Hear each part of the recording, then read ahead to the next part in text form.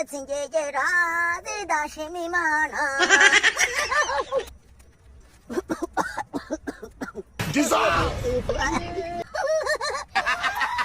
Aka gafu k'ibigori ko numva kari kugera ku mutima ra ikibazo no kari gufufuka.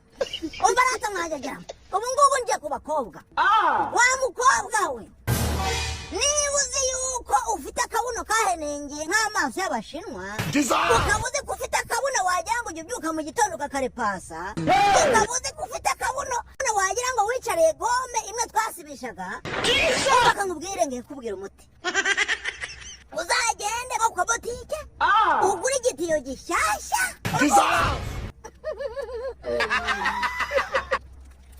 numara kugura igitiyo gishyashya ugenda ujya ahantu mu cyaro. Niba utuye mu cyaro ubwo sevure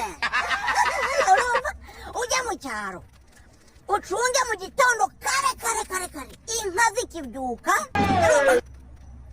mu gitondo kare hanyuma ucunge inka igiye guta amase yayandi agishyushye, uyadahe uyashyire mu kabase, ujye uyicaramo mu gitondo saa sita na nimugoroba. Sinyashi gusa n'akadigi kazaza do data.